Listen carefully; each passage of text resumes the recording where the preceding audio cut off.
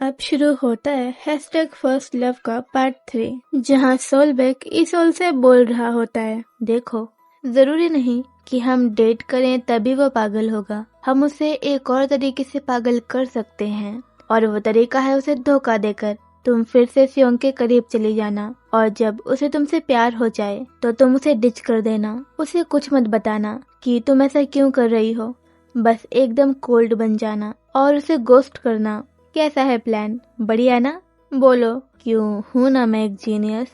Then हमें फिर से बैकग्राउंड में ईसोल की वॉइस आती है जो बोल रही होती है, सोलबेक को ये पता नहीं है कि सियोंग अब मुझसे नफरत करता है, क्योंकि अगर उसे पता होता तो वो ऐसा अजीब सा फ्लॉप प्लान कभी नहीं बनाता। एंड तभी ईसोल सोलबेक का सर पकड़ के देखने लगती है कि व्हाट द हेल, ये वो सेम चीजें बोल रहा है जो एग्जैक्टली सियोंग ने मेरे साथ की हैं। और सोलबेक को लगता है कि ईसोल उसका प्लान सुनकर उसकी फैन बन गई है। तभी ईसोल मन में बोलती है कि सियोंग और ईसोलबेक चाइल्डहुड फ्रेंड हैं, तो क्या इसीलिए इनके ब्रेन सिंक हैं? तभी सोलबेक बोलता है, हे ईसोल, इतना टची टची क्यों हो रही हो, ऐसे क्यों छू रही हो? क्या फाइनली तुमने मुझे डेट करने का मूड बना लिया है? और ये सुनते ही ईसोल एकदम पीछे हट जाती है। सोलबेक रोते हुए बोलता है, आखिर मुझे पूरा का पूरा छूने के बाद डेट के लिए तुम कैसे मना कर सकती हो? एंड ईसोल वहाँ से जाने लगती है, लेकिन सोलबेक पहले की तरह ईसोल के पैरों से लिपट जाता है और उसे जाने नहीं देता। तभी ईसोल बोलती है कि अब क्या हुआ? इसके बाद हमें अगला सीन दिखाया जाता है जहाँ दोनों अपनी क्लास में वापस जा रहे होते हैं, लेकिन तभी ईसोल देखती है कि उसकी क्लास के बाहर बहुत भीड़ जमा है। एंड जब ईसोल क्लास में जाती है तो वो देखती है कि सियोंग उनकी क्लास में है। ईसोल और सोलबेक जाकर अपनी सीट पर बैठ जाते हैं एंड टीचर बाकी स्टूडेंट को डांटकर उनके क्लास में वापस भेजने लगते हैं। टीचर आगे बोलते हैं कि सिर्फ इसीलिए कि सियोंग को थोड़ी बहुत खरोच आ गई है, तुम लोग तो बहुत ज्यादा शोर मचाने लगे, ये कोई इतनी बड़ी बात भी नहीं है। एंड देन टीचर सोलबेक और ईसोल से पूछने लगते हैं कि दोनों को ये चोट कैसे लगी, क्या दोनों की आपस में लड़ाई हुई है? एंड रिप्लाई में दोनों ही सेम बहाना बनाते हैं और ये बोलते हैं कि मैं सीढ़ियों से फिसल कर गिर गया था। दोनों के सेम रिप्लाई वो भी सेम टाइम पर सुनकर ईसोल शॉक हो जाती है और मन में बोलती है, इन दोनों के दिमाग तो सच में सिंक्रोनाइज हैं। एंड इसके बाद सियोंग जिस काम के लिए ईसोल की क्लास में आया था वो करने लगता है, अनाउंसमेंट करने लगता है। एंड सियोंग बोलता है कि स्पोर्ट्स फेस्टिवल में कौन कौन से गेम ऑर्गेनाइज किए जाएंगे उसकी लिस्ट आ चुकी है, तो सब देख लेना, और जो भी स्टूडेंट जिस भी गेम में पार्टिसिपेट करना चाहता है वो अपना नाम क्लास मॉनिटर को लिखवा दे। एंड प्रैक्टिस के दौरान जिम को 2 क्लास एक साथ यूज करेंगी, एंड इसीलिए क्लास 1 एंड 2, क्लास 3 एंड 4 और क्लास 5 एंड 6 जिम को साथ में यूज करेंगी। एंड ये सुनते ही ईसोल परेशान हो जाती है, क्योंकि ईसोल की क्लास 5 है और सियोंग की क्लास 6। एंड अनलाइक ईसोल सभी लोग बहुत खुश होते हैं कि वाह, हमें स्टूडेंट काउंसिल के प्रेसिडेंट के साथ प्रैक्टिस करने को मिलेगा। तभी सीन शिफ्ट होता है सियोंग पर, जो बोल रहा होता है, बस मुझे यही अनाउंसमेंट करनी थी। एंड वहाँ से जाने लगता है, बट सियोंग रुकता है एंड ईसोल से बोलता है, ईसोल मेरे साथ चलो, मुझे तुम्हारी एक मदद चाहिए अपकमिंग स्पोर्ट्स फेस्टिवल को लेकर। एंड ये सुनकर ईसोल हैरान हो जाती है और मन में बोलती है कि क्या फेवर चाहिए, वो भी मुझसे? तभी ईसोल के टीचर बोलते हैं कि ईसोल सियोंग के साथ चली जाओ और बाकी के स्टूडेंट अपने बुक का पेज नंबर 17 खोल लो। एंड ईसोल काफी घबरा जाती है कि क्या सियोंग को उसकी हेल्प चाहिए, लेकिन पहले तो वो मुझे हमेशा इग्नोर करता रहता था, तो अचानक से क्या हुआ? एंड ईसोल की बॉडी लैंग्वेज देखकर सोलबेक को समझ में आ जाता है कि ईसोल बहुत ही ज़्यादा नर्वस है। एंड सोलबेक ईसोल को चेयर अप करने के लिए ईसोल से बोलता है कि अगर उस कमीने ने तुम्हें परेशान किया तो तुम बस उसका गला दबा देना या फिर कुछ फेंक कर मारना, बाकी की रिस्पॉन्सिबिलिटी मैं ले लूँगा।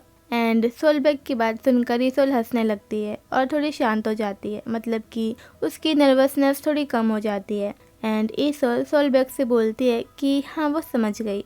देन सीन शिफ्ट होता है सियोंग पर, जो ईसोल को सोलबेक के साथ हंसते हुए देख रहा होता है। एंड बहुत जेलस भी होता है। एंड देन हम अगले सीन में देखते हैं कि ईसोल सियोंग के साथ स्टूडेंट काउंसिल रूम की तरफ जा रही होती है। एंड ईसोल बोलती है कि मैं किसी भी हालत में सियोंग के साथ आई कांटेक्ट नहीं करूंगी। एंड ईसोल ऐसा इसीलिए बोल रही है कि अगर उसका आई कांटेक्ट होगा ही नहीं तो उसे वो हैशटैग भी नहीं दिखेंगे और सब नॉर्मली हो जाएगा। एंड हाँ, ईसोल की ये आई कांटेक्ट वाली बात सियोंग सुन लेता है बट कुछ नहीं बोलता। इसके बाद सीन शिफ्ट होता है जहाँ ईसोल ऑलरेडी स्टूडेंट काउंसिल रूम में होती है और मन में बोल रही होती है कि वो यहाँ पर पहली बार आई है तो क्या ऐसा दिखता है स्टूडेंट काउंसिल रूम। देन सियोंग ईसोल से बोलता है कि जो वो फेवर ईसोल से मांग रहा है वो बहुत ही छोटा और सिंपल सा है। ईसोल बोलती है ओह अच्छा।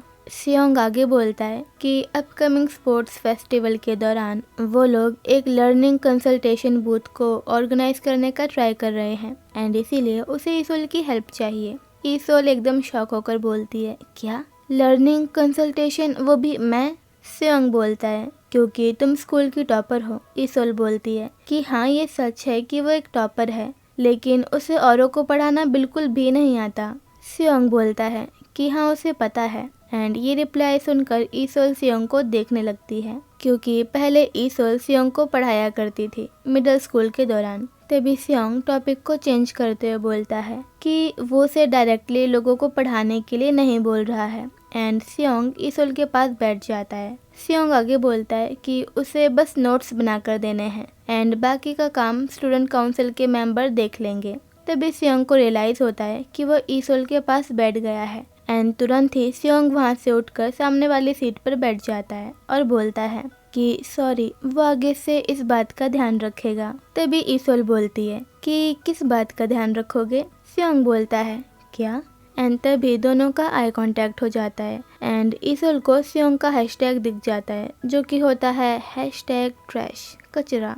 एंड ये देखकर ईसोल कंफ्यूज होकर मन में बोलती है हाँ कचरा, इसके हैशटैग में फिर से कचरा वर्ड आ गया, लेकिन इस बार तो इसमें पहला प्यार भी नहीं लिखा, बस कचरा लिखा है। देन सीन शिफ्ट होता है सियोंग पर जो कि ईसोल से बोल रहा होता है कुछ नहीं ईसोल, चलो जिस टॉपिक पर बात कर रहे थे उसी पर वापस आते हैं। एंड सियोंग ईसोल से बोलता है कि अगर वो उनकी हेल्प करने के लिए तैयार है तो अब से वो इसी रूम में मिलेंगे मीटिंग के लिए। एंड तभी ईसोल पास ही रखे पेपर रोल को उठाती है और सियोंग के मुंह पर फेंक कर मारती है। एंड ईसोल ने ऐसा इसीलिए किया क्योंकि उसे सियोंग के हैशटैग पर बहुत ही ज्यादा गुस्सा आ गया था। देन हमें बैकग्राउंड में ईसोल की वॉइस आती है जहाँ ईसोल बोल रही होती है कि शायद उसने गलती से गलत विश मांग ली, भले ही उसे कितना ही बुरा लगता, भले ही वो कितनी ही ज्यादा हर्ट हो जाती, उसे विश में ऐसे कान मांगने चाहिए थे जो इंसानों के थॉट को ढंग से फुली एक्सप्लेनेशन के साथ सुन पाते,